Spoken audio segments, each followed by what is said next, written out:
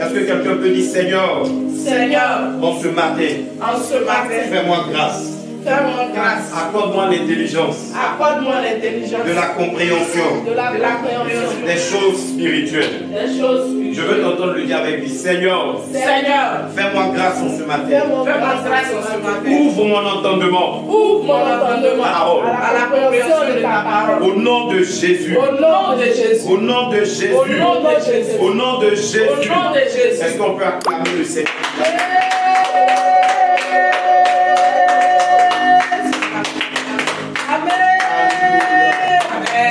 Gloire à Dieu. Amen. Que le nom du Seigneur soit béni. Amen. Alors, vous et moi sommes connectés en ce matin à ce culte. Et la meilleure manière pour nous de vivre ce culte, sinon de le rendre à Dieu, parce qu'en vérité, il nous arrive de parfois nous y méprendre sur la notion de culte. Amen. On pense qu'on vient au culte pour recevoir de Dieu. Yes. Généralement, c'est l'erreur que nous faisons. C'est pas parce qu'on a l'intention de mal faire, seulement que on fait cette erreur parce que c'est ce qu'on nous a toujours laissé voir. C'est ce qu'on nous a toujours laissé voir. On a l'impression que les dimanches ou les réunions de semaine que nous venons passer à l'église dans la présence de Dieu, c'est pour recevoir de Dieu. J'ai envie de dire que ce n'est pas totalement vrai. Yes. Alléluia. Amen. Parce qu'en vérité, un vrai chrétien, un vrai enfant de Dieu, lorsque il se rend le dimanche à l'église, c'est pour rendre culte à Dieu. Amen. Donc c'est lui qui va vous donner à Dieu. Yes. Quelqu'un me suit? Yes. Ce matin, pendant que tu es connecté, pendant que tu es en présentiel, la position dans laquelle tu es est une position de donner. Dis avec moi, donner. Donner. Encore une fois, donner. Donner. Et cela s'exprime par le fait que tu puisses donner toute ton attention à Dieu. Amen. Alléluia. J'ai même envie de vous choquer. Vos offrandes même que vous faites parfois pendant les cultes, Dieu n'est pas touché par ça. Donc ce n'est pas fait en voulant donner un culte à Dieu. Amen. Parce que Dieu n'est pas un mendiant. Yes. Il n'est pas celui qui a du mal à se nourrir et qui a besoin de notre argent. Un pasteur peut être dans une telle position parce que c'est un humain. Mais Dieu, c'est celui qui est le maître de toutes choses. Yes. Celui, je dirais pour qui rien n'est hors de son contrôle. Yes. Donc, alors s'il y a quelque chose qu'il est censé recevoir qui répond à ses besoins, c'est ton adoration. Yes. C'est le culte que tu peux lui rendre. Amen. Dieu ne peut pas se rendre culte lui-même. Quelqu'un me suit? Sinon, si c'est l'argent, il en est le propriétaire. Si c'est l'or, il en est le propriétaire. Si c'est le diamant que tu prends pour te vanter, tout ce que tu prends pour te valoriser au point de croire que tu es tellement important, c'est Dieu qui en est le propriétaire. C'est d'ailleurs lui qui ouvre une petite brèche aux hommes et puis les hommes accèdent à ça. Je suis en train de dire que lorsque les hommes découvrent de l'or sur un territoire, c'est Dieu qui ouvre une petite fenêtre de sa grande capacité à contrôler tout là, pour donner aux hommes de révéler ça. Quand les hommes découvrent du pétrole sur un territoire, c'est Dieu qui dans sa grande richesse décide de donner un peu. Maintenant j'ai même envie de te dire le flash aux hommes. C'est pourquoi les hommes ne cessent de découvrir des choses qui les impressionnent, qui sont des richesses. Mais imaginez, vous, si les hommes découvrent, est celui qui a créé toutes ces choses et qui les enfuit dans la terre. Donc il n'y a rien que vous et moi puisse donner à Dieu qui soit matériel, qui l'impressionne. Alors si nous prenons notre offrande le dimanche et que nous donnons à Dieu, il n'est pas impressionné par l'offrande que nous lui donnons, mais il est impressionné par la disposition dans laquelle nous lui donnons l'offrande. Amen. Gloire à Dieu. Amen. Gloire à Jésus. Amen. Oh, quelqu'un m'entend, mais la personne dit parce que tu m'emmènes. Si tu dis je t'emmène pas, qu'est-ce que je dis? Te bénis, dis bien Amen. Amen. Donc je suis en train de dire à un enfant de Dieu que ma prière pour toi et moi, c'est que ce temps que nous sommes en train de passer, nous puissions en profiter, cela en donnant au Seigneur de jouir de ça, comme il mérite d'en jouir. Nous ne venons pas au culte. Si jusque-là tu as fait ça, il faut corriger ça à partir d'aujourd'hui. Yes. On ne vient pas au culte pour recevoir. On vient au culte pour rendre culte. On dit je rends culte à Dieu. Je m'en vais rendre culte à Dieu. Alléluia. Donc, quelqu'un va me dire maintenant, mais pasteur, pourquoi vous, les pasteurs, vous nous dites quand tu vas venir, tu vas recevoir des bénédictions et que même vous déclarez, tu es béni, reçois. Oui, on vous dit ça parce qu'en vérité, quand tu viens rendre culte à celui qui a tout, my God, yes. Tu me comprends pas? Je dis, quand tu viens rendre culte à celui qui a tout, il ne peut pas te laisser partir sans te donner quelque chose. Amen. Quand tu te rends dans la présence de Dieu, à l'église, tu es connecté en ligne, tu es en train de rendre culte à Dieu. C'est pas pour toi qu'on est là pour Dieu. Mais le Dieu pour qui tu es venu, à qui nous rendons culte, ne peut pas te laisser sans impact. C'est pourquoi quand nous sortons de nos cultes, nous sortons avec des miracles extraordinaires. Quand nous sortons des cultes, nous sortons avec des récompenses, j'ai même envie de te dire, imméritées. Amen. Parce que même si tu as adoré Dieu, tu lui as rendu culte, la tête en bas, les pieds en haut, pendant 2 heures de temps, c'est quelque chose de difficile que je ne pense pas quelqu'un est capable de faire. Amen. Tout ce que tu vas recevoir en retour n'est jamais à la mesure de ce que tu as fait. Yes. Amen. Ça va toujours être à une proportion très supérieure à ce que tu as fait. Gloire à Jésus. Amen. Gloire à Jésus. Amen. Et ma prière pour toi et moi ce matin, c'est que tu reçoites aussi de ce moment avec des choses au-delà de ton entendement. Amen. Mais il est important que toi et moi soyons dans une dynamique de nous disposer convenablement. Alléluia. Amen. Je disais convenablement. Amen. J'espère que tu n'es pas assis en train de m'achever du chewing-gum avec un désintérêt. En regardant juste pour dire, mais le pasteur là, ça c'est bleu ou c'est noir. Ou non, j'espère que tu es là en train de te dire, je rends culte à Dieu. Donc, même l'écoute de sa parole, en ce moment précis, doit se faire avec le désir de lui rendre culte. Alléluia. C'est pourquoi tu ne dois laisser personne te distraire. Yes. Tu ne dois laisser aucune circonstance occuper tes pensées. Yes. Alléluia. Amen. Que le nom du Seigneur soit béni. Amen. Vous tous qui êtes connectés et qui ne prenez pas, sinon qui rendez du moins culte au Seigneur ce matin, j'ai l'assurance de vous dire que vous êtes plus que bénis. Amen. Alors, je veux aller avec vous dans les Écritures selon que le Seigneur m'a commandé de le faire pendant que j'étais en retraite la semaine passée. Alléluia. Amen. Il m'a commandé de parler avec vous d'un thème qui lui tient très à cœur. je dis, Dieu me demande de te parler de quelque chose qui lui tient très à cœur. Amen. Et je veux te parler un peu de celui qui m'envoie te parler de sa part et qui a un sujet qui lui tient très à cœur. Celui qui m'envoie te parler de sa part est celui-là que la Bible présente comme étant l'alpha l'oméga. En fait, si tu ne sais pas ce que ça veut dire, il y a une traduction. Le commencement et la fin. Alléluia. Parle de la part et je suis venu te parler de la part de celui-là qui est celui qui a des projets de bonheur, non de malheur pour toi. Amen. Et quand il me demande de te parler de quelque chose qui lui tient à cœur, il s'agit des choses qui sont dans ton bénéfice. Amen. Il s'agit de cette chose-là qui va te donner de vivre et de jouir des choses que lui il a prévu pour toi. Yes. Et si je te dis des choses qu'il a prévues pour toi, ne pense pas à autre chose que des projets de bonheur, non de malheur. Amen. Je répète encore des projets de bonheur, non de malheur. Amen. Je répète encore des projets de joie et non de souffrance. Amen. Je répète encore des projets d'établissement et non d'angoisse. Amen. Je répète encore des projets d'abondance et non de dizaine. Amen. Je répète encore des projets de débordement et non de manque. Amen. C'est lui qui m'envoie te parler de sa part. Amen. Il dit, il veut que je te parle de ce sujet. Amen. Il veut que je te parle de ce sujet qui lui tient à cœur, Amen. te concernant. Amen. Te concernant. Amen. Alléluia. Amen. Très longtemps, les humains sont confrontés à diverses situations difficiles. Donc, ils ont conscience que la solution de ces situations-là est au-delà de leur portée. Amen. Les humains chinois, japonais, sinon je dirais asiatiques, américains, africains, européens, ou si tu veux, tout ce que tu peux dire, ils sont tous confrontés à des situations difficiles qui sont au-delà de leur portée. Peu importe où un homme vit, même s'il vit dans la forêt d'Amazonie, même s'il vit sur la lune, même si l'homme que Dieu a créé à son image, à sa ressemblance, est honnête, comme il se doit de l'être, il reconnaîtra qu'il y a des situations qu'il vit qui sont au-delà de ses compétences. Amen. Aujourd'hui, le monde vit une situation dans des pays où hier on ne pouvait pas penser que les gens pouvaient être en train de dire c'est dur pour manger, c'est dur pour manger. Le monde vit cette situation où ces pays-là même, on le dit plus que dans nos pays ici, où avant c'était normal de penser à la faim quand on pensait à ces pays-là. Et je veux parler par exemple de la France. Aujourd'hui en France, les gens ont faim plus que dans d'autres pays africains. Et ce n'était pas vu d'avance. C'était pas vu d'avance. Personne n'avait pensé ça. Personne n'avait vu ça venir. Aucune intelligence humaine. Ces personnes-là sont des gens qui planifient. C'est qu'un contraire aux Africains. Je veux me permettre de rentrer un peu dans cet échange-là. Les pays africains, on leur reconnaît le fait d'embrasser la réalité chaque jour. Ils ne se projettent pas. Ou si vous voulez, ils se projettent peu en faisant des planifications. Donc ils sont tout le temps victimes des planifications des pays de l'Occident. Vous êtes d'accord avec moi? Mais l'Occident qui a planifié la vie de plusieurs générations après, c'est-à-dire des gens il y a 50 ans, 100 ans, ils ont fait des plans de vie pour les générations présentes. Mais ils n'avaient pas prévu dedans toutes les difficultés que le monde vit aujourd'hui. Toutes les difficultés que ces personnes, pour qui ils avaient prévu le bon, là, en train de vivre. Amen. Quelqu'un me suit? Et ces difficultés échappent au contrôle de l'intelligence de ces personnes-là. Me suit? Amen. Tout être humain, où qu'il soit, finit par constater qu'il est confronté à des situations difficiles, au-delà de sa capacité. Amen. Maintenant, il est constaté que on voit toujours le fait que l'être humain ne se dit pas que ce n'est plus possible. L'être humain finit par se dire qu'il y a un miracle qui est possible. Amen. L'être humain, même quand il ne croit pas en Dieu, Yes. il s'attend à un miracle, il s'attend à un changement, il s'attend à quelque chose de positif qui est censé arriver. Yes. Quelqu'un me suit? Cela est rattaché au fait que quand Dieu a créé l'homme, Dieu a mis en l'homme la conscience de ce qu'il existe une possibilité au-delà de sa capacité pour venir le sauver des situations difficiles qui sont au-delà de sa portée. Amen. Ça va? Yes. Est-ce qu'on communique? Yes. Est-ce que tu me reçois? Donc c'est Dieu qui a créé l'homme comme ça. L'homme de sorte que l'homme puisse savoir que peu importe ce que je vis comme difficulté, il y a une possibilité d'en sortir qui est au-delà de ma portée qu'on appelle le miracle. Quelqu'un me suit?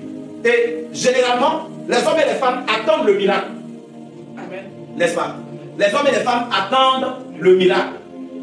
Yes. N'est-ce pas que c'est juste de le faire? Alléluia. Amen. N'est-ce pas que c'est juste d'attendre le miracle? Amen. Amen. Mais ce matin, Dieu m'envoie te dire qu'il n'y a plus de raison pour toi d'attendre que le miracle se produise. Amen. Il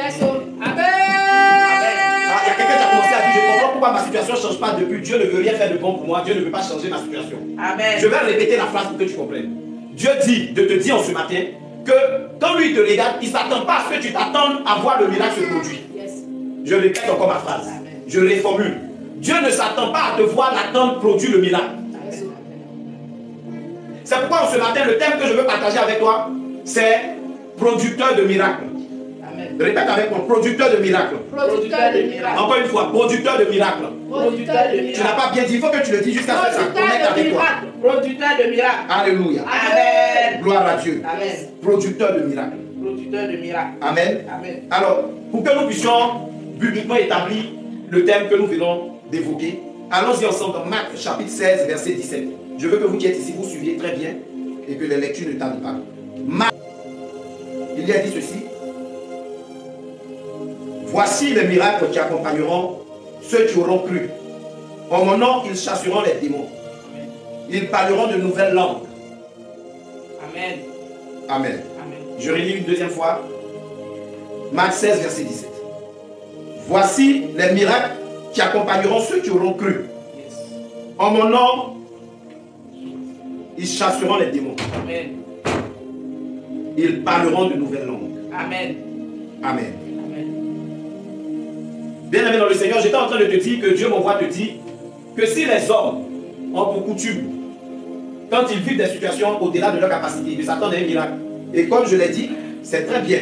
C'est pas une mauvaise chose que de s'attendre à un miracle pour une situation qui nous dépasse. Amen. Dieu nous a conçus lui-même comme ça. Amen. Si le Dieu qui nous a conçus comme ça, ce matin m'envoie te dire que lui, Dieu, il ne s'attend pas à ce que toi tu attends que le miracle se produise. J'ai voulu, au travers de ce texte, qu'on commence à avoir une idée de quoi il est question. Le Dieu qui t'a créé à son image, à sa ressemblance. Le Dieu que tu connais par la bonne adresse qui est Jésus-Christ comme sauveur et Seigneur personnel. M'envoie te dire qu'il ne s'attend pas à ce que toi tu attends que le miracle se produise. Et le thème, c'est producteur de miracles. Et le texte que nous venons de lire, c'est Marc 16, verset 17, qui dit ceci. Voici les miracles qui accompagneront ceux qui auront cru. Est-ce que ça a été écrit, peut-être les miracles accompagneront? Est-ce que ça a été écrit, ça se peut que les miracles accompagnent? Non. Est-ce que ça a été écrit, il est possible que les miracles accompagnent? Il a dit quoi? Voici. Alléluia. Amen. La précision est de taille. Le voici là, ça annonce quelque chose qui est déjà existant. Quelque chose qui est déjà établi. Amen. Amen. On n'est pas dans un élan de quelque chose qui est censé se faire. On est dans un élan de quelque chose qui est déjà fait. Et il est important que vous et moi, en plus, essayer d'apprécier un peu ce que c'est qu'un miracle. Amen. Parce que souvent, on appelle miracle des choses qui ne sont pas miracles. Gloire à Dieu. Amen. Et je veux, pour cela, vous proposer 3 définitions mais qui sont tirées du dictionnaire français. Amen. Je vais d'abord partir de cette définition-là, et puis vous emmener à imprimer dans votre cerveau, alléluia, Amen. sinon dans votre esprit, d'autres définitions avec une certaine vie là-dedans. Amen. Alors le dictionnaire français se propose de définir le miracle comme étant, sur le plan religieux, acte de la puissance divine contraire aux lois connues de la nature. Yes. Donc le dictionnaire français dit, c'est un acte de la puissance divine contraire aux lois reconnues, donc contraire aux lois connues de la nature. Ça veut dire que c'est des actes qui n'ont rien à voir avec les lois de la nature. Amen. Et qui dénotent de la puissance divine. La deuxième définition, il dit chose extraordinaire ou hasard merveilleux. N'oubliez pas qu'on est en train de parler de la définition du dictionnaire français. Du fait d'un événement, qu'un événement devait naturellement arriver et cependant n'est pas arrivé ou l'inverse. Donc l'événement devait arriver puis n'est pas arrivé. Mais par rapport à ce que tout était tellement bien placé pour que l'événement arrive, quand ça n'arrive pas, on est émerveillé parce qu'on se rend compte que on appelle ça un miracle en fait. Amen. Alors, pour donner une image un peu plus concrète, sur un territoire où tout est mis en place pour qu'il y ait des tremblements de terre régulièrement, tout prouve, tous les scientifiques, tous les géologues se sont rejoints sur la question de ce que le territoire est un territoire haut risque, un territoire avec pour caractéristique qu'il doit avoir régulièrement des tremblements de terre. Amen. Et puis, pendant 10 ans, tous ces calculs-là sont faussés par le fait qu'il n'y a même pas de tremblement de terre. C'est que ces produits-là, c'est un miracle parce que tout ce qu'ils ont trouvé comme preuve montrait qu'il devait avoir tremblement de terre. On se suit? Amen. Et là, on voit qu'il n'y a pas de tremblement de terre. la définition que le dictionnaire français donne en deuxième point là, elle s'explique encore par ceci. Normalement, il doit avoir le jour et la nuit. Et l'heure de la nuit, là, il fait jour jusqu'à quand la nuit n'apparaît pas. Mais par contre, l'horloge tourne. Et on voit qu'il est 21h, 23h, minuit. C'est vrai, il y a des territoires, je prie le Seigneur de vous bénir financièrement. Amen. Vous et moi, on ne vit pas seulement ça en regardant ça sur Internet, mais qu'on aille vivre ça physiquement. Il y a une partie de la terre, un pays précis. Dans ce monde, c'est pas une vue de l'esprit. C'est vrai. Où il y a des périodes de l'année, il ne fait jamais nuit là-bas. Ça existe. Vous pouvez aller taper sur Internet, vous allez voir. J'ai oublié le nom du pays, donc je ne veux pas dire n'importe quoi ici. Mais c'est de toute façon, nous on se réveille. 6h du matin, le jour commence à se lever, 18h, le soleil se couche tout et tout. Là-bas, le soleil ne se couche pas. Pendant une bonne période, ce pays existe. Je dis, allez sur Internet, où vous êtes là, vous pouvez chercher sur Google, vous allez voir le pays qui existe exactement. Alors, excepté ce pays-là, dans tous les pays, par exemple la Côte d'Ivoire qui est le pays où nous nous trouvons ici, on sait qu'à 6h le soleil se lève jusqu'à 18h, soit 19h00, parce qu'il y a aussi des longues périodes où le soleil se maintient, est maintenu longtemps avant que la nuit n'apparaisse. Mais dans la norme, il est censé faire jour et nuit, n'est-ce pas? Quand on vit un phénomène où une journée s'écoule sans qu'il ne fasse nuit, tandis que la période du jour est passée, ça devient du coup une raison de dire qu'il y a un miracle, parce que c'est un phénomène extraordinaire. Quelqu'un me suit? La troisième définition que je vais donner, toujours du dictionnaire français, et puis on sort de là, alléluia, c'est qu'un miracle, c'est ce que fait naître l'étonnement et l'admiration. C'est pourquoi tu es un miracle. Yes. Parce que tu fais naître, depuis ta naissance, tu as fait naître l'étonnement et l'admiration. Yes. Je veux même parler à quelqu'un qui est connecté ici. Yes. Si tu demandes à tes parents, ils vont te dire honnêtement qu'ils ont tenté de t'avorter. Yes. Mais ils étaient étonnés de voir que malgré toutes les mesures qu'ils ont prises, tu es venu quand même en vie. Yes. Amen. Ta maman n'a pas pu vaincre la grossesse. Yes. Et souvent même, l'avortement peut avoir eu à être tenté dans un couple légalement constitué. Parce que ce n'était pas quelque chose de prévu. Yes. C'est venu les déprogrammer. Amen. Donc les parents eux-mêmes consentent et puis se disent, on n'a pas gardé l'enfant là. Mais ils vont par toutes les méthodes depuis l'enfant vient. C'est pourquoi tu es un miracle. Amen. Tu es un miracle parce que tu suscites l'étonnement des gens qui n'ont pas pu te tuer pendant que tu avais encore 15 ans et qu'ils avaient déjà tout planifié et puis ils ont tout fait pour que tu meurs. Amen. Quand ils te voient, ils te voient sur ta ils sont émerveillés. Amen. Donc le miracle, c'est ce que suscite l'admiration, l'émerveillement, l'étonnement. Alléluia. Yes. Alors, si on a fini de définir le miracle, je veux maintenant qu'on voie ensemble qui peut produire des miracles. Parce que n'oubliez pas qu'en introduction, le Seigneur m'a amené à vous dire que lui, Dieu, il ne s'attend pas ou il ne s'attend plus à ce que vous et moi, on s'attende à voir le miracle se produire. Je veux répéter à quelqu'un, je suis en train de te parler de la part de Dieu. Je me tiens ici pour te faire une commission ce matin de la part de celui qui a créé les cieux et la terre, celui qui tient tout sous son contrôle, celui qui tient les manettes même de la vie des gens qui se disent puissants et invincibles. Je suis venu te dire de sa part, alléluia, je suis venu te dire de sa part qu'en vérité, il dit qu'il est étonné que tu sois en train de t'attendre à voir le miracle se produire.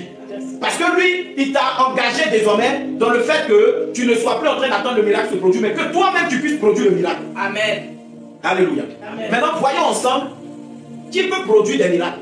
Si Dieu se tient dans le ciel, sur son trône élevé, et qu'il est en train de dire qu'il ne s'attend plus à ce que les hommes s'attendent à voir que lui puisse produire le miracle, donc le miracle puisse venir du ciel, le miracle puisse se produire du ciel, et qu'il dit que les hommes doivent être en train de produire le miracle, qui donc, de la race des hommes, là, parmi les hommes, est qualifié pour produire le miracle. Amen. Alléluia.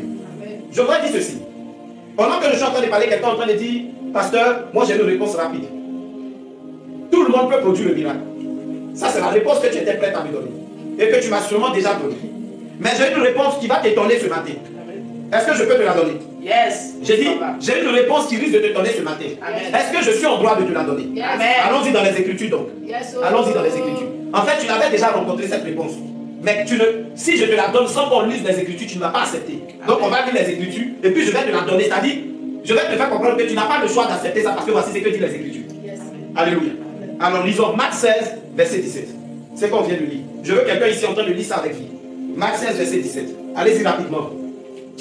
Marc 16, verset 17. Je lis la parole. Oui. Voici les miracles qui accompagneront ceux qui auront cru. Encore. Voici les miracles qui accompagneront ceux qui auront cru. Amen. Amen. C'est dit quoi? Voici les miracles qui accompagneront tout le monde. Ceux qui auront cru. Les miracles qui accompagneront tous ceux qui veulent pas. Tous ceux même qui existent. C'est écrit quoi?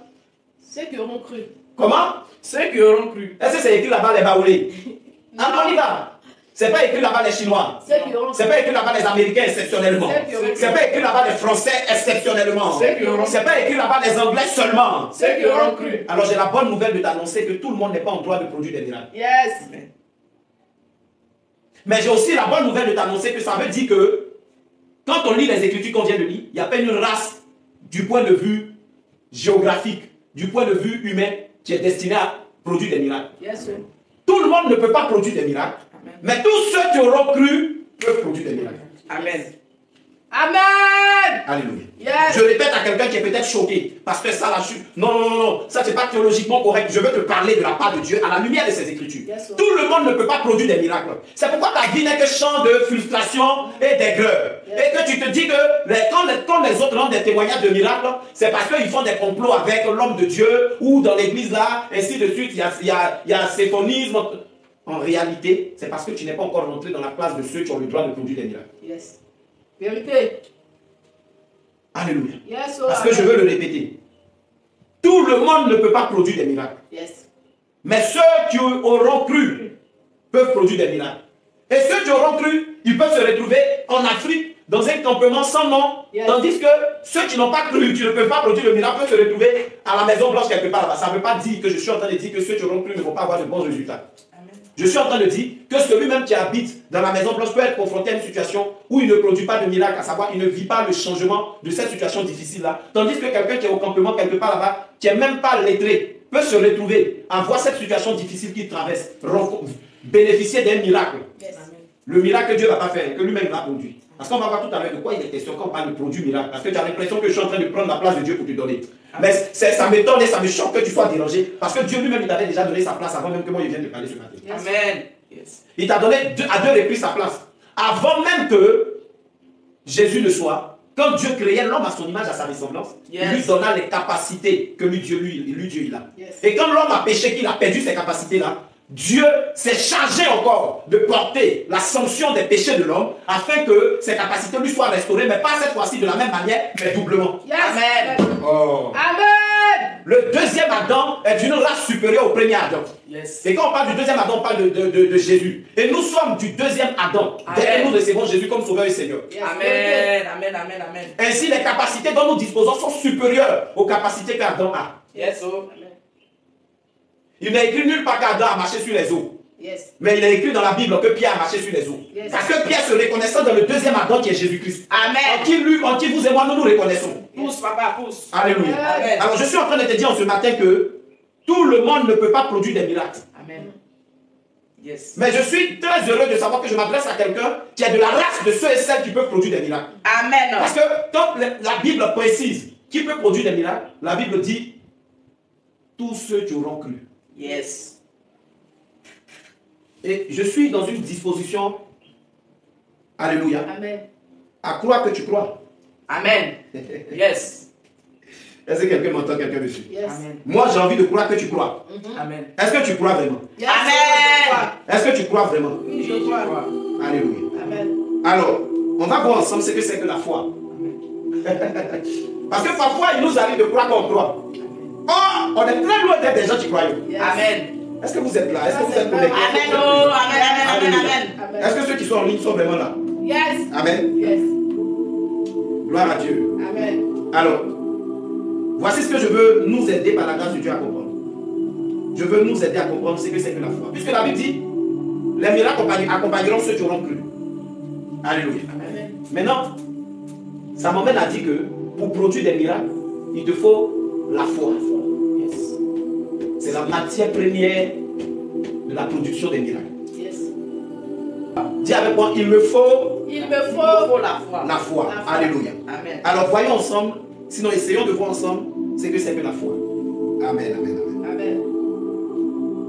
J'ai envie de te dire que la clé, sinon la foi est la clé irrévocable, la clé vitale pour produire, sinon pour ouvrir les portes du miracle. Amen. Alléluia. Alors, on ne cessera jamais redéfinir la foi aux hommes. On ne cessera jamais, on n'arrêtera jamais de dire aux hommes ce que c'est que la foi tant que le ciel et la terre existeront.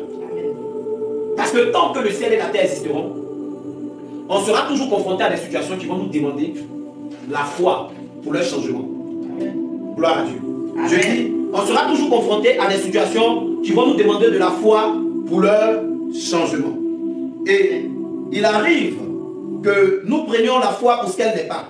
Parce qu'on n'a pas su ce que c'est que la foi. Yes. Amen. Amen. Mais je ne vais pas aller dans le dictionnaire français avec vous pour définir la foi. Yes. Parce que je me rends compte que le dictionnaire français n'est pas plus solide que quelque chose que je n'aime pas appeler document, mais que si je devais appeler document ce matin, est encore plus qualifié pour définir la foi. Sans que ça soit un dictionnaire, ce document-là, et précisément une portion de ce document-là donne la définition la plus pertinente sur la foi. Amen. Il s'agit de Hébreux chapitre, donc bien sûr ta Bible que tu vas ouvrir.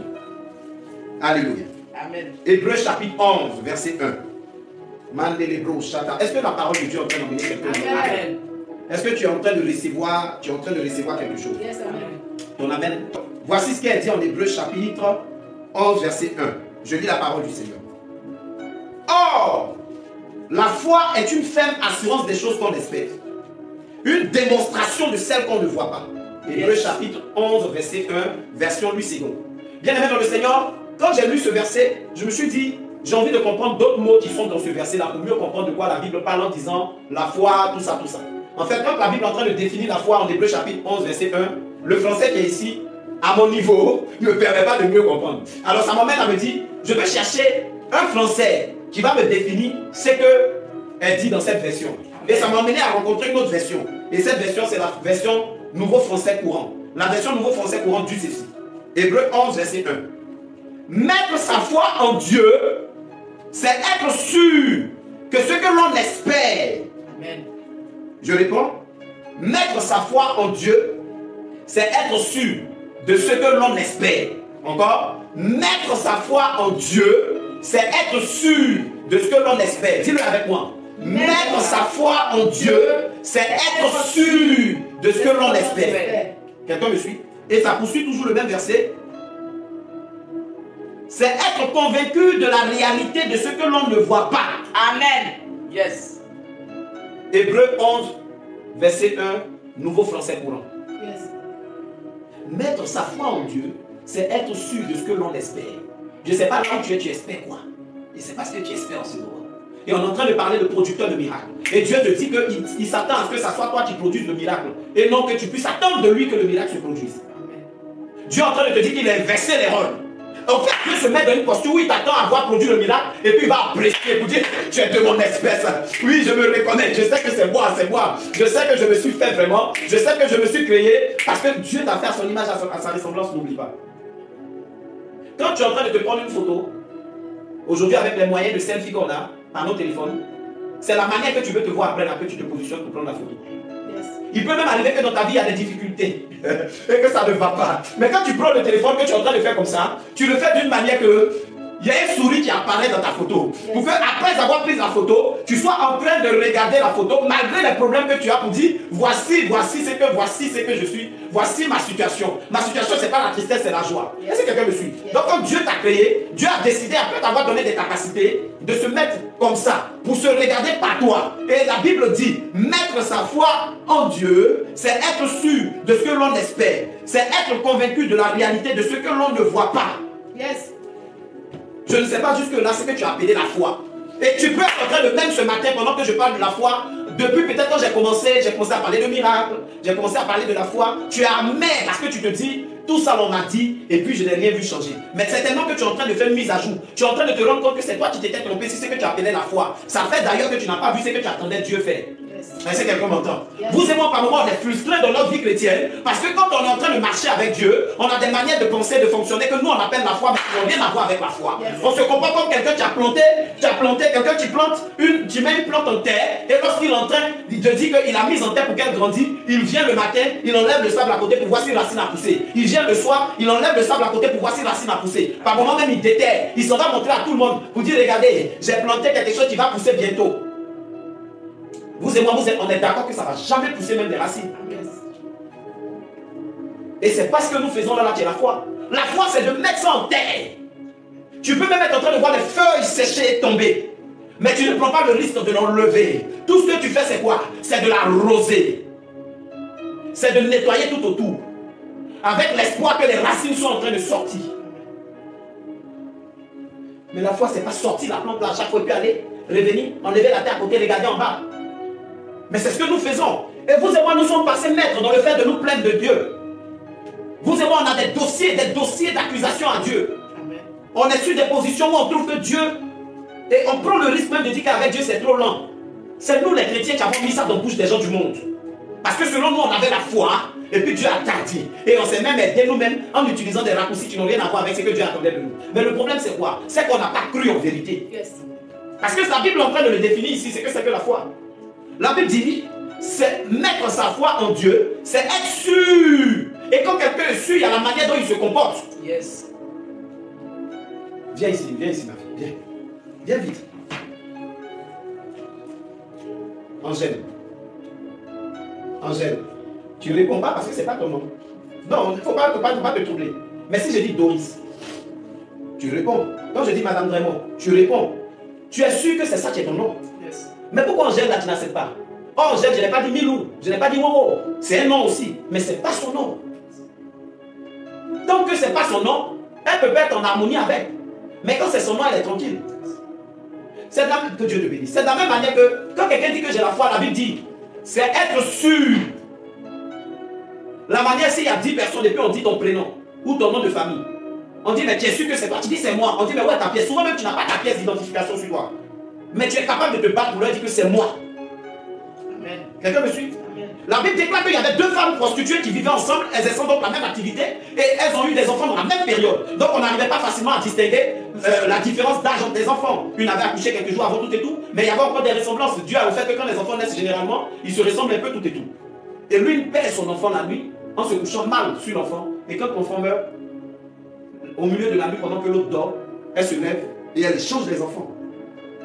Quand le matin, tous deux sont réveillés, celle dont l'enfant vivait et puis l'autre a remplacé par l'enfant mort, elle se rend compte que l'enfant mort qu'on voit là, elle sent que ce n'est pas son enfant. Je veux même aller plus loin. L'autre prostituée avait changé les vêtements. L'autre prostituée avait pris le parfum de l'autre dont l'enfant vivait encore là pour mettre sur l'enfant mort. Et avait pris le parfum de elle, son enfant, pour mettre sur son enfant. Elle avait porté les vêtements Mardo, Chabra, Ketane, Brados. Tu ne peux pas, c'est qu'elle à toi que Dieu t'a déjà destiné. Ne peut pas rester dans la vie de quelqu'un qui est mort. C'est pourquoi je me tiens ici en ma qualité de serviteur de Dieu. Et je t'annonce que tout ce qui est à toi, qui est dans la vie de quelqu'un qui est mort, ça va revenir à toi. Oh, tu ne comprends pas. Tous ceux qui n'ont pas reçu Christ comme Seigneur, sont des personnes mortes. Elles n'ont pas la vie en elles. Ce sont des personnes mortes. Elles ne peuvent pas continuer à détenir ce qui est à toi. Alors que la Bible dit que l'or et l'argent t'appartient et que les richesses de la terre toutes réunies appartiennent à ton Père qui te sont destinées. Ces richesses-là vont devenir. Ça ne peut pas continuer à être sous le contrôle des gens qui ne connaissent pas Dieu. Si seulement si tu peux rester vivante. Si seulement si tu peux rester vivante. Et pour rester vivante dans le Seigneur, c'est dans la foi. Et c'est de la foi que nous parlons. La femme dont l'enfant était vivant et que l'autre a échangé avec un enfant mort, elle restait ferme quand ils sont allés devant le roi. Elle a insisté. Elle dit c'est mon enfant. Elle était tellement sûre que même quand le roi a dit ok, on va couper l'enfant en deux pour le partager, elle dit non, ne fais pas ça. Donnez ça à la femme qui a perdu son enfant et puis elle est venue mettre l'enfant mort là dans ma main. Donnez mon enfant vivant à cette femme parce que c'est mon enfant. Mes entrailles ne vont pas supporter qu'on le coupe en deux. Quelqu'un me suit? Avoir la foi, c'est pas ce que tu as fait jusque-là. Je ne suis pas venu te dire que tu n'as pas la foi. Peut-être que pendant que je parle, tu es déjà dans la fréquence de celle qui se met dans la sûreté. C'est-à-dire, tu es celle qui est ferme, qui est sûre de ce que tu crois que Dieu va faire. C'est bon. Mais je suis venu booster, c'est un autre niveau. Je suis venu emmener quelqu'un qui vacille dans sa foi, qui vit une foi qui pratiquement ne peut pas s'appeler foi, ça peut s'appeler poumon. De décider de devenir quelqu'un qui a la foi désormais. Amen. Ta foi doit arrêter d'être époumonée. Amen. Tantôt tu crois, tantôt tu baisses dans la croyance là, et puis tu es dans comme ça, tu es dans comme ça. C'est pas la foi. Yes. La foi, c'est être sûr. Amen.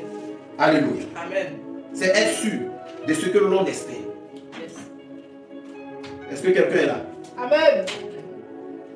J'ai envie de dire à quelqu'un que, et je veux vraiment que tu notes ça bien, aucune personne ne peut avoir la foi sans le savoir. Yes. Je te répète ça. Tu ne peux pas avoir la foi et puis tu ne vas pas savoir que tu as la foi. Yes. Tu comprends? La foi est quelque chose que quand on a, on sait.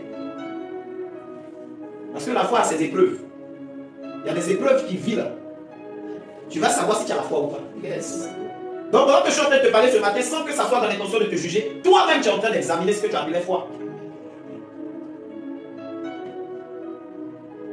Tu dis que tu as la foi. Tu crois matin que tout va bien se passer. À midi, tu commences à douter. Le soir, tu confesses que ça ne peut plus même se passer. C'est pas la foi. Alléluia. Tant que la foi n'est pas en place, vous pouvez pleurer des seaux de larmes. Vous pouvez couler des seaux de larmes en priant. Ça sera peine perdue. On entend de parler de producteur de miracles. Est-ce qu'il y a quelqu'un ici qui a décidé d'être un producteur de miracles? Yes. Est-ce que quelqu'un est concerné par ce que je suis en train de dire? Yes. Je suis en train de te dire femme, homme. Yes. Homme de toute nation, femme de tout peuple, Pousse. de toute tribu. Yes. Je suis en train de vous dire que vous pouvez être des grands prieurs. La Bible dit faites toutes sortes de prières. En Philippiens 4, verset 6. Ne vous inquiétez de rien, dans toutes choses faites toutes sortes de prières, des supplications, des actions de grâce. Tu peux être quelqu'un. Les gens te connaissent dans le quartier comme la plus grande prieuse de supplication. Yes. Oh Seigneur, oh, oh. Quand toi tu es en train de pleurer, on a l'impression que les anges viennent s'ajouter à toi et ça fait une chorale. Toi seul. Et on vient même puiser un peu d'eau à ta porte, mais c'est tes larmes là qui sont en train de couler. Et ça va être peine perdue s'il n'y a pas la foi qui est en place. Yes. Parce que ce n'est pas les pleurs qui impressionnent Dieu. Ce n'est pas, hé Seigneur, pourquoi moi? Pourquoi c'est toujours moi qui dérange Dieu? Ça va toujours être toi, parce que ça ne dérange pas que ça soit toi. Yes. C'est toi et puis quoi? Ah, c'est toujours toi. Ah, d'accord, félicitations.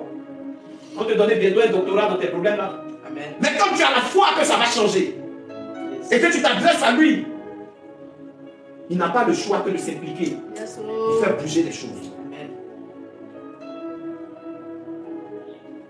La foi est votre bâton de commandement dans les situations difficiles. Aïe. Dans les combats que vous connaissez. Yes. La foi est votre bâton de commandement. Amen. Tu peux voir un bouvier, un berger, en train de conduire des bœufs. Et parmi les bœufs, là, il y en a qui sont très dangereux. Ils sont agressifs. Il ne prend pas fusil pour le régler. S'il fait un fusil, c'est que c'est fini. Il ne va plus vivre. Il a son bâton. Là. Le bâton, tu peux que le truc quand même peut cogner, mais puis il va venir le cogner. C'est ça, il prend il le recadre. Ta foi, qui paraît si faible. Quand je dis tu parais si faible, ta foi qui semble te mettre dans une position de faiblesse, Yes. c'est ton bâton de commandement que tu ne dois pas négliger. Amen. C'est ce bâton de commandement que Dieu t'a conféré pour pouvoir être producteur, productrice de bien. Yes. Alléluia. Amen. Retiens ceci. L'espérance toute seule dans la vie de l'homme n'est rien qu'un vœu pieux sans la foi qui en fait la réalité. J'explique ce que ça veut dire. Quand vous êtes là, vous espérez des choses. Même si tu es chrétien, que tu as le même nombre d'années de vie chrétienne que le pape. Amen. Cette espérance-là, sans la foi, ça va rester juste un vœu pieux. Yes. Alors, quelqu'un est en train de dire, ah donc il y a une différence entre la foi et puis le fait d'espérer quelque chose. Je veux maintenant te parler de ce que c'est. Et ça va m'emmener donc, pour que tu vois de quoi il est question, à dire que nous devons aller dans les Écritures. Pour qu'on voie la différence entre le fait d'avoir la foi et puis le fait d'espérer quelque chose. Amen. Amen. Amen. Parce que c'est vrai que quand on définit la foi, on dit, la foi est une ferme assurance des choses qu'on espère, n'est-ce pas? Et une démonstration de celles qu'on ne voit pas. Ok.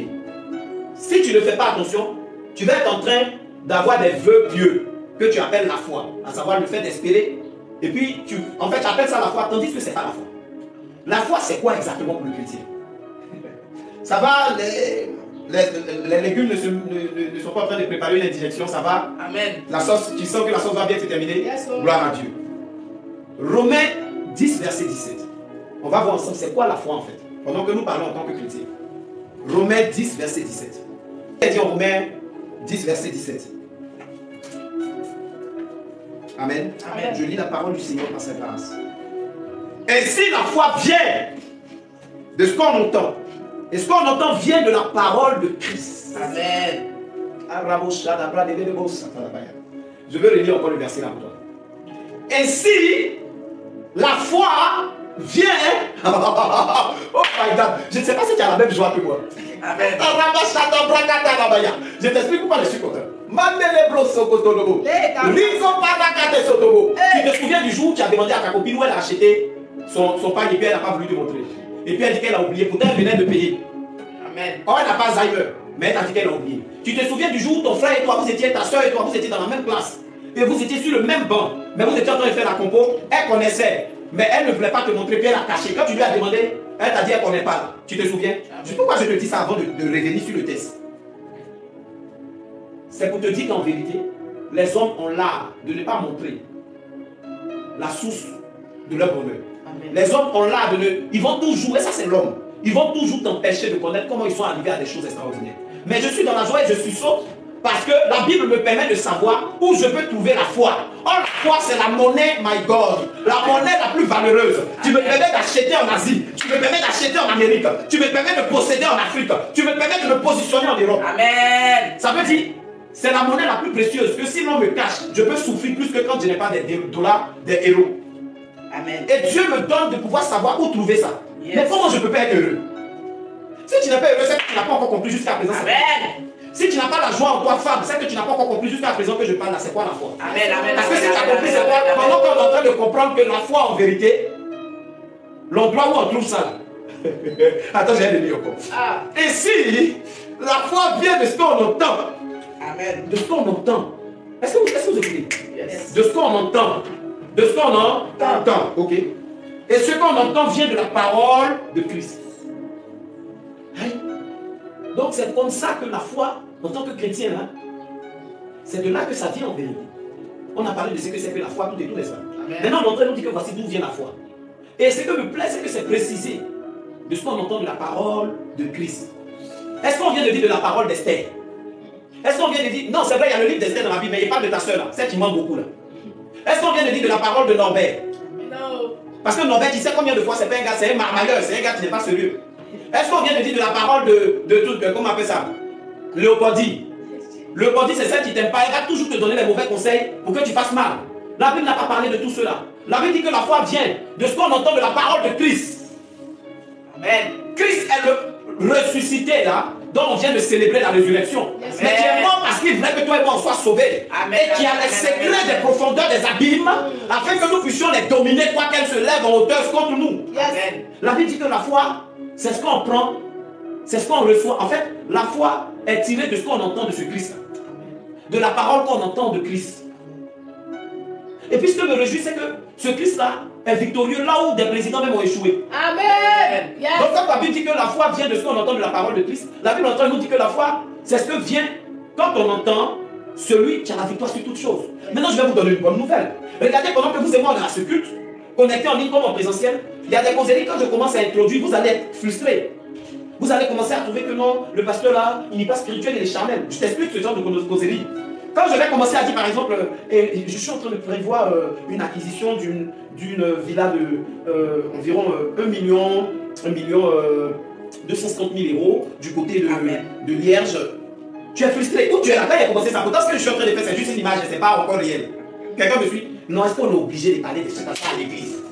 Pourquoi? Parce que tu n'es pas encore dans cette dimension. Mais moi, je ne suis pas frustré. Je ne suis pas dérangé. Bon, là, je te parle dans le sens de celui qui vit la chose en esprit pour le moment. Mais nous sommes sur le chemin pour ça. Alors, qu'est-ce que je veux dire? Je veux même remettre les choses à jour. Amen. J'ai ici 2 femmes, par exemple, dans l'assemblée en présentiel, qui sont des femmes mariées. Quand elles vont commencer à causer des choses des femmes mariées, quelqu'un qui n'est pas encore marié, naturellement, à côté, va dire, vous là, c'est quoi? Nous, on est là aussi, permettez qu'on cause, nous tous, vous faites causer entre vous. Quelqu'un me comprend? Amen. Naturellement, quand on n'est pas dans une certaine position, il y a un langage qu'on ne peut pas avoir. Yes. Oh, Rabasoba, tu ne sais pas pourquoi je te dis ça encore, c'est pourquoi tu ne comprends pas. Je dis, quand la Bible dit que la foi vient de ce qu'on entend de la parole de Christ, c'est en train de te dire que normalement, tu es censé produire des miracles extraordinaires. Amen. Ta foi va sortir de ce que tu entends celui-là qui fait l'extraordinaire parler. Amen. Yes. Si c'est la parole de Christ qui entend vraiment, les résultats que tu vas avoir seront époustouflants. Maintenant, là, c'est que tu dois être en train de retenir. C'est que le pasteur a parlé de la foi jusqu'à... J'ai compris que j'ai la foi, mais moi je ne sais pas pourquoi je vis les petites choses. Tu n'as pas encore écouté la parole de Christ. Ah, pasteur, la parole de Christ, ça c'est dans une autre Bible. C'est la même Bible. Amen. Je dis, la parole de Christ, ça c'est dans la même Bible que tu as. Yes. Ça n'est pas d'un côté gauche et puis côté droit. Quelqu'un me suit? La Bible que tu lis toujours là, je ne vais pas te demander de la renverser pour lire. Mais en fait, pour que tu entendes la parole de Christ, il va falloir que tu ne la lises plus avec intelligence humaine. Amen. Oh, est-ce que la parole est en train de faire bouger quelqu'un? Yes, Amen, amen, amen, amen, amen. La foi vient de ce qu'on entend quoi? De la parole de Christ. Mais je lis la Bible, parce qu'effectivement, tenons-nous bien, si je voulais synthétiser, j'allais dire, il s'agit de la Bible, il s'agit de la Bible, puis on allait s'arrêter. Mais je te fais comprendre qu'effectivement, tu lis déjà la Bible, et que tu vas même jusqu'à dire que ta foi s'appuie sur ça, n'est-ce pas? Amen. Mais pourquoi est-ce que tu ne produis pas du miracle? Yes. Tandis qu'on parle ici de ce que Dieu veut que nous soyons des producteurs de miracles. Et pour ça, la matière première, c'est la foi. Maintenant, la foi, là, ça vient de ce qu'on entend de la parole de Christ. N'est-ce pas? Alors toi, tu lis la parole de Christ, ça c'est la Bible. Mais pourquoi est-ce que tu ne produis pas des miracles extraordinaires? Yes. C'est ça la question que tu te poses normalement. Au point où quand ta fille même, elle a un petit palu moustiquaire qui court, et puis tu t'en vas à la pharmacie, on te bombarde avec des ordonnances qui finissent ton petit argent que tu gagnes là. Parce que ta foi n'est pas encore à ce niveau où ça peut guérir même cancer. Mais pourtant, la Bible dit que tu es censé arriver à ce niveau-là. Mais pourquoi est-ce que tu n'arrives pas encore pendant que c'est la Bible que tu lis? Amen. Pour entendre la parole de Christ, je venais de le dire, il ne faut pas lire la Bible avec ton intelligence. Amen. Il faut la lire avec la soif de l'esprit, de connaître les choses de Dieu. Yes, Amen. Deux personnes peuvent se retrouver à lire Matthieu 7,7. Qu'est-ce que Matthieu 7,7 dit? Verset 7. Demandez, Oui. et l'on vous donnera. Cherchez, Et vous? cherchez et vous trouverez. Oui. Frappez et l'on vous ouvrira. Amen. Amen. Ok. Vous voyez, c'est un verset qu'on connaît tous. Hein? C'est la parole de Dieu, non? On va même, si vous voulez, on peut même prendre le risque de dire non, en réalité dans la Bible, ce n'est pas tous les versets là qui sont la parole de Christ. C'est pourquoi j'aime les Bibles où il y a un côté où c'est écrit en rouge. Vous voyez ces gens de causerie qu'on aime en tant que chrétien, les commentaires pour se fortifier dans notre manque de foi. On dit, ah, il y a des Bibles là, les gens ils sont, en tout cas Dieu les a inspirés. Les paroles de Jésus là, tout en rouge. Est-ce que vous savez que c'est vrai? Il y a des Bibles comme ça. Dans les évangiles, quand c'est Jésus qui parle, c'est écrit en rouge. Mais ce n'est pas ça qu'on appelle la parole de Christ. La parole de Christ, c'est toute la Bible. Amen. Maintenant, Matthieu qu'on vient de lire, verset 7 là. Matthieu 7, 7 là. C'est la parole de Christ, non? Yes. Mais deux personnes peuvent être en train de lire sans entendre la parole de Christ. Yes. Jésus. Amen. Yes, oh. Pour que tu entendes la parole de Christ, là où Amnon ne va pas entendre ça, il y a nécessité que pendant que toi, perpétue, et Amnon vous êtes en train de lire le passage, Yes, c'est vrai. l'une d'entre vous soit en train d'avoir une soif de comprendre ce que Dieu veut dire dans ça. Yes, c'est vrai, vérité. Sinon tu vas aller demander et puis ils ne vont pas te donner. Amen. Quand tu entends la parole de Christ, tu auras même l'illumination qui va te permettre de comprendre comment demander. Yes, Oh, ma soeur, Yes. Yes, oh. est-ce que vous savez qu'il y a des manières de demander qui prennent des formes de je ne suis pas en train de demander, j'informe. Hey, Amen. Amen. Quelqu'un me suit? Yes. Amen.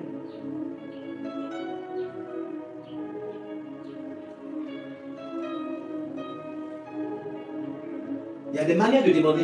Et il y a des gens avec qui toi tu dois leur demander. Tu ne dois pas dire donne-moi. Tu fais ça là. Il y a un système en eux, un mécanisme en eux qui naturellement les rend méchants. Yes. Dès qu'ils entendent donne-moi. Dès qu'ils entendent j'ai besoin d'eux. On peut gâter leur nom comme on peut dire ils sont trop méchants. Pourquoi ils sont comme ça? Donc comment les gens ont te demander alors? Il faut connaître comment on demande à la personne. C'est tout. Parce que la même personne. Oh j'aime ça, j'aime ça. Quand on fait comme ça, en pays BT, ça veut dire que tu as compris. Quand on dit Amen. la même personne, il y a des gens qui donnent. Yes. Mais les personnes là savent comment on lui demande. Je ne suis pas en train de parler nécessairement de ce que les personnes qui sont imbues d'elles-mêmes, quand elles doivent donner quelque chose à quelqu'un, tu dois laper les chaussures, tu dois te coucher, te traîner par terre. Ce n'est pas de ça que je parle. Yes. Je parle de la dimension selon laquelle cette personne-là, elle a besoin juste qu'on lui fasse savoir qu'on est en train de faire quelque chose. Et puis on fait comme si elle n'est pas concernée. Ah. Nous les pasteurs, on vit beaucoup ça. Oui, il y a des fidèles. Quand... calmez-vous. Un pasteur, c'est vrai, vous avez donné l'argent aux fidèles. Ah. Dieu me fait grâce, je ne suis pas de cette grâce. Hey. Amen. Dieu me fait grâce. Yes, Dieu me sir. fait grâce. Mais je vais vous dire quelque chose. Il y a des fidèles. Quand l'œuvre de Dieu est en train d'être faite, qu'on ne tient pas compte de, c'est-à-dire on fait comme si on ne les voit pas. Ils font des efforts pour faire des choses. Dès que tu leur montres de l'intérêt, ils disparaissent.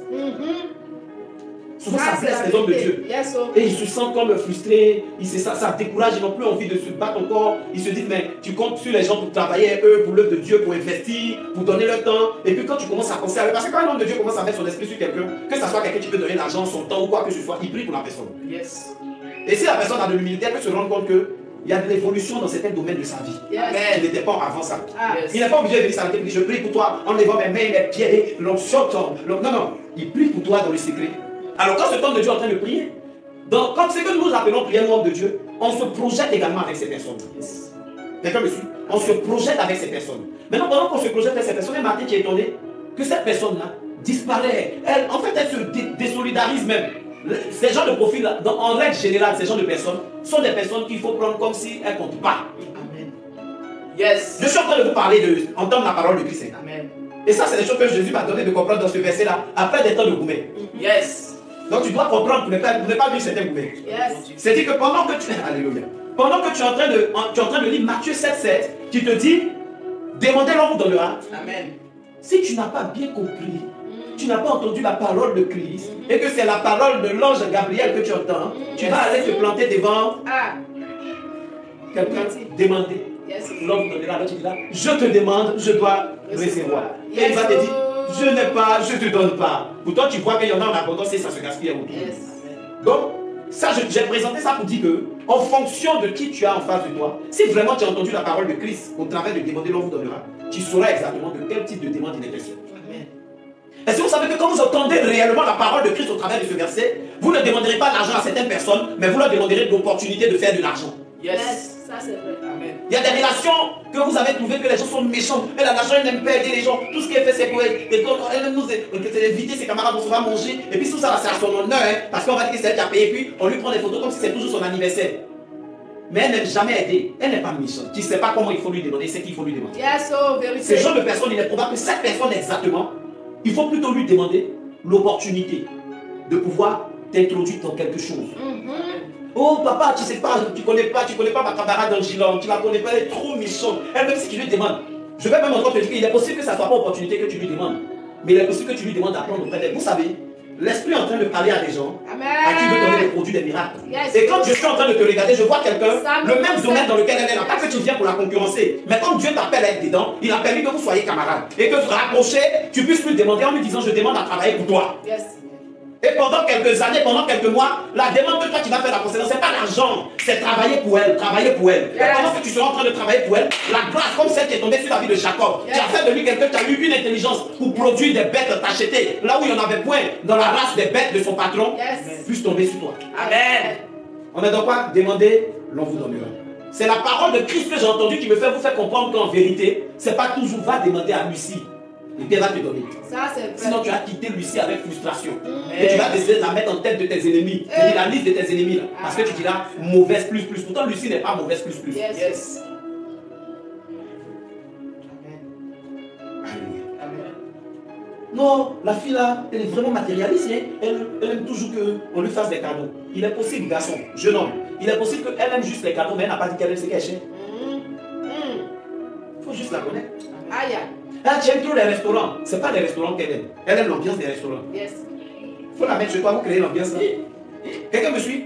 Je vais sortir de ce compartiment là. Parce que quand je commence à rentrer là, les gens ne me donnent plus l'offrande beaucoup. Et l'offrande qu'ils donnent au bois là, tu amènes là, ils ne donnent plus ça beaucoup. Donc je vais Alléluia. Alors donc, quand on entend la parole de Christ, c'est là que la foi naît. Yes. Pousse.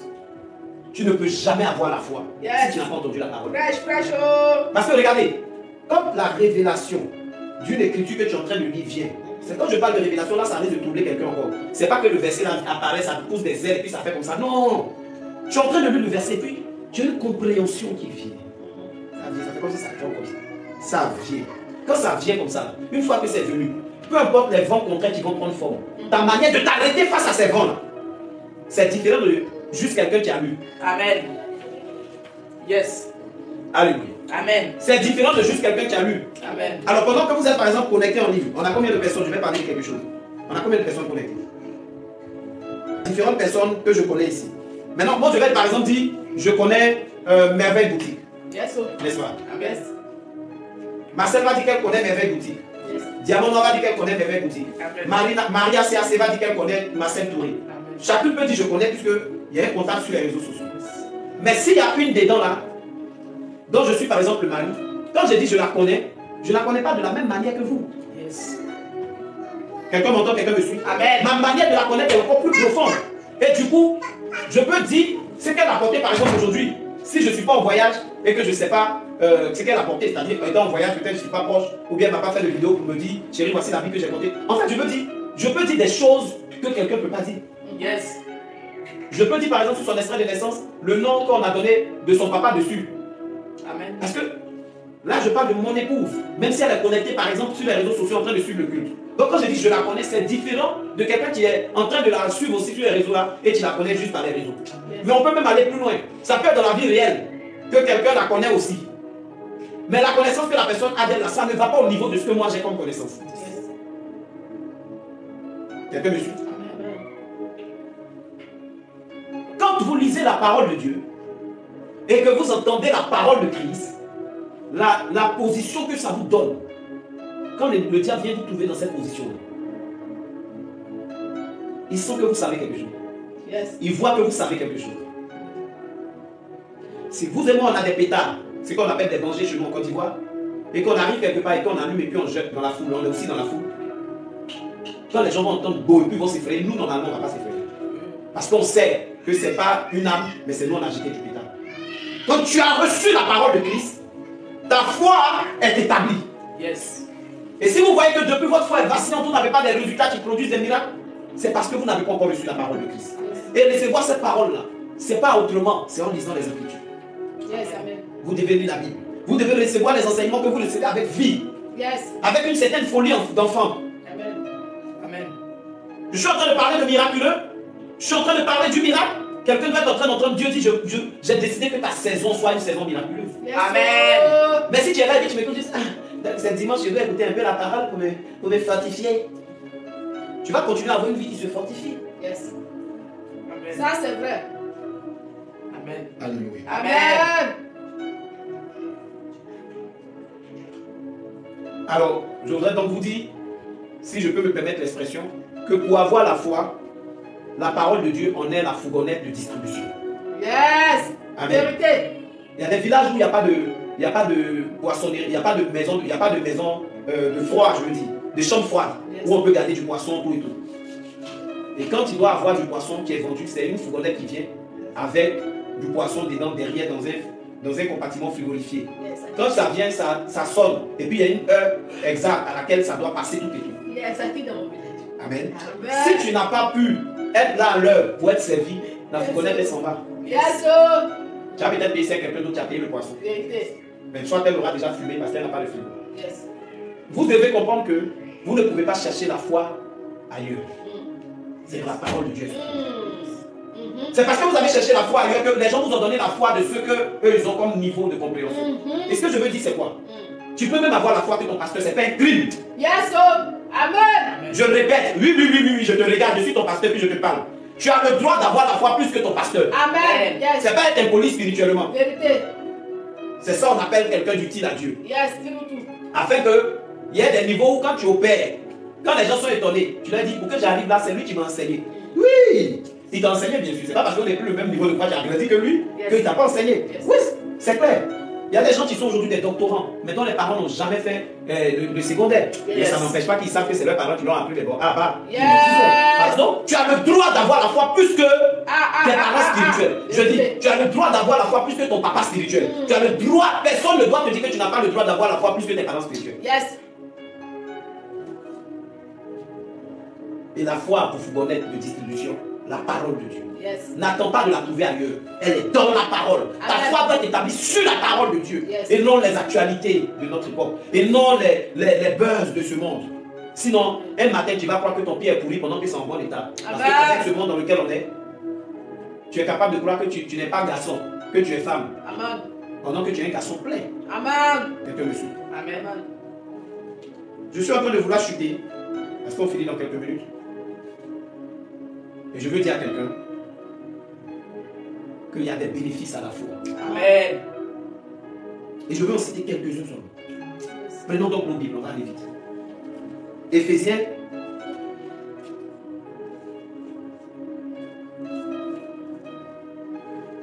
Éphésiens chapitre 6, verset 16. Éphésiens 6, verset 7. Pardon, 16. Est-ce que quelqu'un en ligne me suit? Est-ce que quelqu'un ici est là? Si tu es là, dis bien Amen. Amen. La parole du Seigneur. Éphésiens 6, verset 16. Il a dit ceci. Prenez par-dessus tout cela le bouclier de la foi, Amen. avec lequel vous pourrez éteindre tous les traits enflammés du malin. Alléluia. Est-ce que je peux avoir une couverture? La Bible dit quoi? Prenez par-dessus tout le bouclier de la foi. J'ai envie de dire à quelqu'un, parmi tant d'autres choses que la foi peut représenter, j'ai envie de te dire que la foi, ta foi en Christ, ta foi en la parole de Christ, est symbolisée comme étant un bouclier. Et je veux même te dire qu'elle a un caractère spirituel de bouclier. Amen. À chaque fois que tu es en train de manifester de la foi en la parole de Christ, c'est comme quelqu'un qui est en train de se servir d'un bouclier. Et quand on dit bouclier, il faut voir dans les films romains où ils font la guerre avec des flèches, ils n'ont pas vraiment des armes, ils ont des épées. Tu vas voir qu'il y a de plus en plus ça qui apparaît, des choses qui sont comme ça où ils se cachent derrière. Amen. Les boucliers ont l'art de sauver même toute une cohorte d'armée. Parce que pendant qu'ils sont là et que les gens sont en train de lancer des trains enflammés, quand on parle de trains enflammés, on parle d'éléments, d'armes qui sont faites un peu de façon artisanale. C'est comme si on fait un assemblage de caoutchouc par exemple. On fait une boule de caoutchouc par exemple. Et puis, on la met sur une lance de longue portée et on allume. Et puis on la balance. Ça, c'est des choses que je suis en train de prendre. Et ça a la capacité de ne pas s'éteindre jusqu'à arriver là où ça doit tomber. Amen. Et là, ce n'était pas des caoutchoucs. C'était des boules lourdes même qu'ils enveloppaient de moyens brûlants pour balancer, pour vraiment exterminer leurs ennemis. Et quand c'est balancé du haut d'une tour, l'ennemi n'a pas pu pouvoir se préserver de ça. Utilise un bouclier. Et les armées romaines ont développé de plus en plus ces choses-là, au point où ceux qui sont devant, quand ils placent comme ça, c'est comme si ça bouclier là, c'est devenu un mur. Vous voyez? Et puis ils avancent, ils sont derrière. Maintenant, quand ils voient que les gens lançaient des trains enflammés, qu'est-ce qu'ils font? Ils mettent, il y en a d'autres dans la foule, parce que ceux qui sont devant, c'est pour eux qui servent de mur. Mais ceux qui sont en éterne, ils soulèvent pour eux là comme ça. Donc ils sont couverts du haut et du bas. La Bible veut que vous et moi ayons la foi, parce que la foi a le caractère des boucliers qui nous protège des trains enflammés de l'ennemi. Yes. Amen. Oui, si tu ne veux pas l'accepter, je veux la mettre à ta place. On est dans une guerre. Le diable est déchaîné contre nous pour nous anéantir, pour nous stopper dans notre règne d'enfants de Dieu que nous sommes. Mais pour pouvoir arriver à bout de ces actions, il faut que nous prenions sur nous la foi qui est le bouclier par lequel on va échapper au train enflammé de l'ennemi. Yes. Il faut que tu aies la foi. Yes. Tu dois avoir la foi. Amen. Tu dois décider d'avoir la foi en Christ. Yes. Tu dois décider d'avoir la foi en Christ. Yes. Hébreux 4, verset 3. Qu'est-ce que la foi représente encore? Hébreux 4, verset 3. Qu'est-ce que la foi représente encore?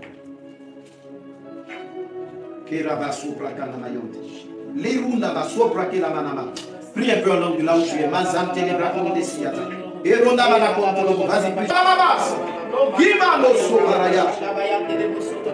Alléluia. Hébreux 4, verset 3 dit ceci. Amen. Amen. Yes, amen. Hébreux 4, verset 3 dit ceci. Pour nous qui avons cru, nous entrons dans le repos. Selon qu'il est écrit, je jurais dans ma colère, ils n'entreront pas dans mon repos. Il dit cela quoique ses œuvres eussent été achevées depuis la création du monde. Alors, la première phrase est celle qui m'intéresse et doit nous intéresser le plus. Yes. Pour nous qui avons cru, nous rentrons quoi? Hébreux 4, verset 3. Pour nous qui avons cru, nous faisons quoi? Pour nous qui avons cru, nous faisons quoi? Nous rentrons dans le repos. Amen. C'est ce que je veux que vous puissiez dire avec moi. On répète. Pour nous qui avons cru. Pour nous qui avons cru.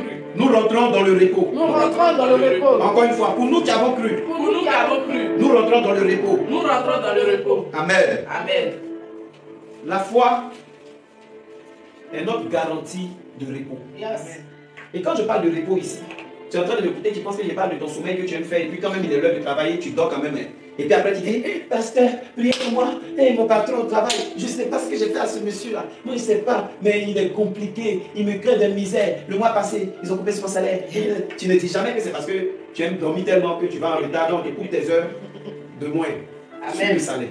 Que Dieu te sauve de cette difficulté que tu peux avoir. Amen. Alors, la Bible dit quoi? Pour nous qui avons cru, nous rentrons dans le repos. Le repos dont il est fait mention ici, c'est cette dimension-là, à pouvoir en réalité avoir une quiétude, une tranquillité, une sérénité, un calme que quelqu'un ne peut pas avoir pendant qu'il vit une certaine situation. Amen.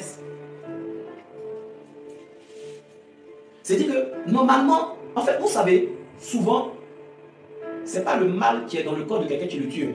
Yes. Il y a des gens qui ont sida. Ça fait plus de 25 ans qu'ils ont ça dans leur corps. Amen. Quelqu'un a eu sida. Laissez-moi les histoires. C'est les organismes qui sont différents.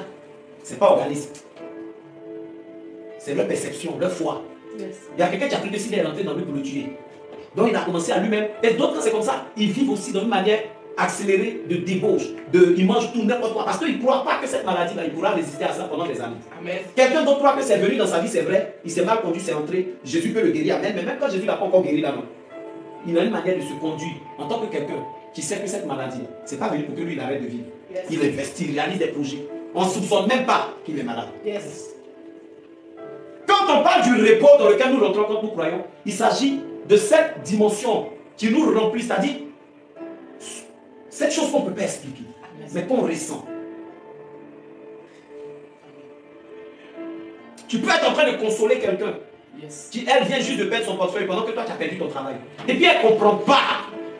Elle ne peut pas comprendre que toi, on t'a renvoyé. Il n'y a pas d'espoir, normalement, humainement parlant, que tu aies un salaire à la fin du mois qui vient et que les charges soient couvertes. Mais toi, tu es en train de la fortifier. Ça va aller. Les 100 euros que tu as perdus là, Dieu, c'est pas grave. Tu sais, le Seigneur, cette dimension en toi qui t'emmène à ça, c'est ça qui est le repos. C'est pas ça. C'est la dimension de celle qui sait surmonter les choses. La dimension de celle qui sait que son mari est sorti de la maison, il a commencé à mettre ses pieds dans la boue. Oui, parce que toi, tu n'es pas la boue. C'est là-bas, il y a la boue. Yes. Tu comprends de quoi je parle? Amen. Là où il va, et puis il a l'impression qu'il est dans le bonheur. Ils lui ont prêté la tête d'un corps pour l'instant. Donc il se vautre dans la boue là-bas, il dit non, il est dans le bonheur. Et il appelle chez toi la boue.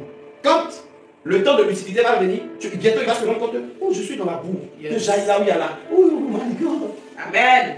Pendant que ton mari est en train de faire ça, et que même tu le découvres, tu as une tranquillité qui t'anime au point où les gens ont l'impression que peut-être tu lui fais des infidélités. Yes. Parce qu'on ne peut pas comprendre que tu sois si équilibré, très épanoui. Yes.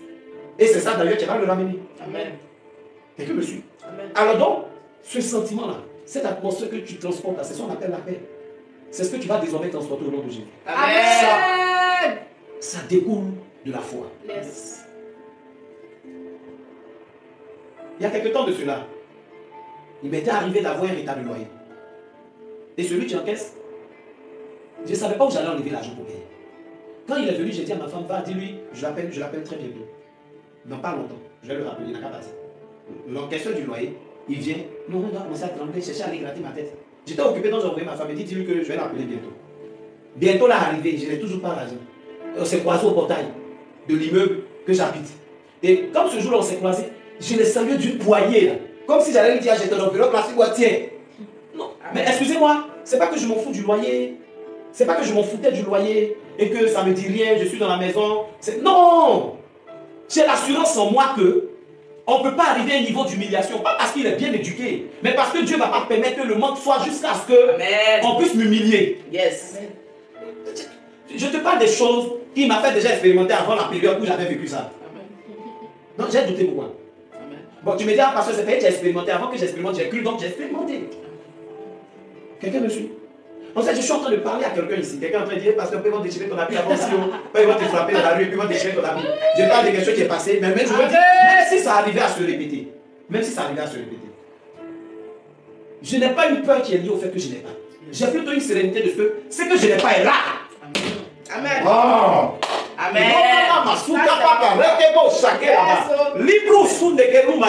Amen. Tu peux sortir avec des amis et claquer des billets. Et puis, là où elle claque, là, où elle sort pour claquer les billets, là, c'est dans les gros portefeuilles. Toi, on regarde, tu n'as aucun portefeuille. Tu as un portable même, c'est pas grand détail, c'est pas court, c'est pas long, c'est pas. Tu vois un peu. Et puis, on dit, ah, c'est l'heure de payer.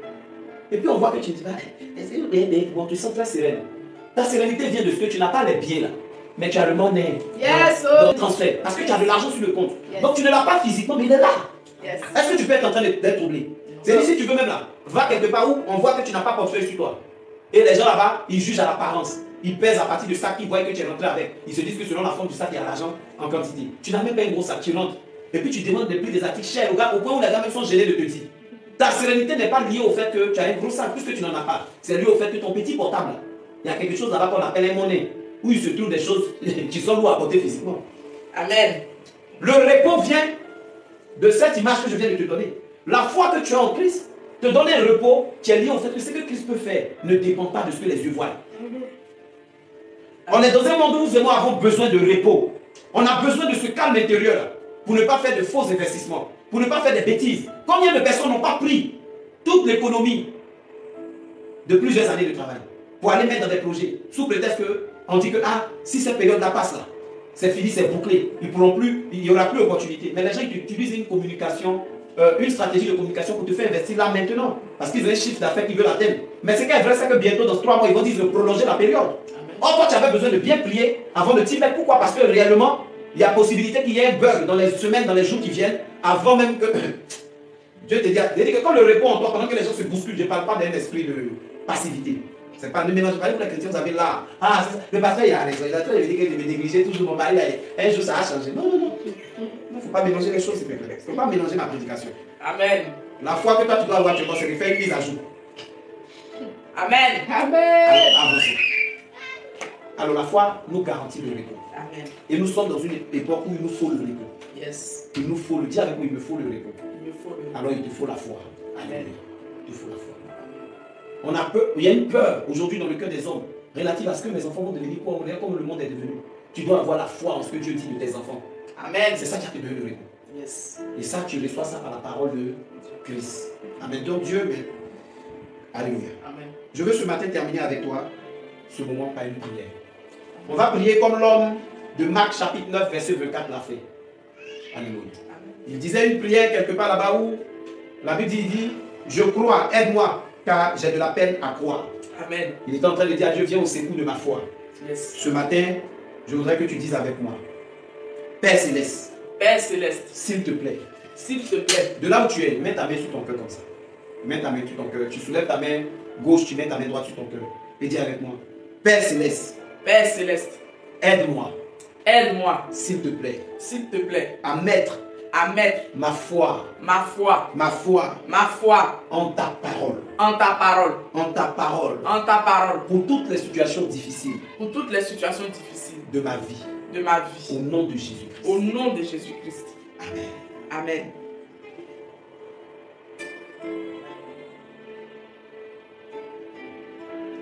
Pendant que ta main est sur ton cœur, ta main droite sur ton cœur, ta main gauche levée, je prie pour toi maintenant. Que le Seigneur qui, en ce jour de rencontre avec lui, a emmené jusqu'à toi cette parole. Que je crois, il t'a fait vivre, il t'a fait entendre, il t'a fait parvenir à justice selon le changement de saison qu'il veut te faire vivre. Amen. Qu'il t'accorde de courir avec cette parole. Yes. Que tu ne marches pas avec elle, mais que tu puisses courir avec elle. Yes. Rattrapant les temps perdus. Amen. Remplissons efficacement la mission de Dieu pour toi. Yes. Je prie en ce matin que ceux qui t'avaient vu jusqu'à aujourd'hui, lorsqu'ils te verront à partir de ce message que tu as reçu, et dans les temps qui vont suivre, ils constatent que tu es devenu une personne nouvelle, Amen. dans une position différente, Amen. avec une dimension de résultat extraordinaire. Amen. Je déclare dans le nom de Jésus que de celle qui espérait juste le miracle, tu deviens productrice de miracles. Yes. Amen. Au Amen. nom puissant et précieux de Jésus. Amen. Qu'il en soit ainsi pour toi. Amen. Qu'il en soit ainsi pour ta maison. Amen. Amen. Au nom de Jésus. Amen. Je veux terminer en priant pour votre semaine. Amen. Je veux déclarer dans le nom puissant et précieux de Jésus que, parce que vous vous êtes exposé à cette parole, parce que de là où tu es, dans cette situation que tu traverses, que je ne peux nommer, mais que tu connais mieux que quiconque, Yes. tu as accepté de recevoir cette parole parlant de producteur de miracles. Parce que tu as accepté de recevoir que tu dois avancer en ayant la foi en Dieu. Amen. J'attache ma foi à ta foi. Yes. Et je déclare que tu rentres dans cette semaine qui s'annonce dans la manifestation de miracles extraordinaires. Dans Amen. la production de miracles inespérés. Amen. Au nom puissant et précieux de Jésus. Amen. Je déclare et je déclare que des portes qui t'étaient fermées, des portes de faveur, des portes d'honneur, des portes d'élévation, Amen. des portes de succès, Amen. des portes de célébration Amen. qui t'étaient fermées Amen. les semaines précédentes te sont ouvertes dans cette semaine qui s'annonce. Amen. Je déclare que ta santé est visitée par le miraculeux divin. Amen. Je décrète et je déclare dans le nom de Jésus-Christ de Amen. Nazareth que les situations d'opposition se soumettent à toi. Amen. Amen. Tu vas et tu produis des miracles. Amen. Tu vas et tu portes du fruit. Amen. Tu vas et tu portes du fruit. Amen. Je dis, tu vas et tu portes du fruit. Amen. L'Éternel se réjouit de ta voix comme enfant sur la terre. Amen. L'Éternel prend plaisir cette semaine qui vient en toi. Amen. L'Éternel se réjouit en toi. L'Éternel se réjouit en toi. Aucun malheur ne t'arrivera. Aucun fléau ne t'atteindra. Oh, 1000 tombera à ton côté, 10 000 à ta droite, tu ne seras pas à terre. L'Éternel fait lui sa face sur toi. L'Éternel te bénit. L'Éternel te bénit. L'Éternel te bénit. L'Éternel te bénit. Tu embrasses cette semaine-là dans la bonne santé, tu la termines dans une parfaite santé. Amen. Que la gloire de Dieu éclate dans ta vie. Amen. Va et sois ce que l'on n'avait jamais espéré que tu seras. Yes. Au nom de Jésus. Amen. Amen. Amen.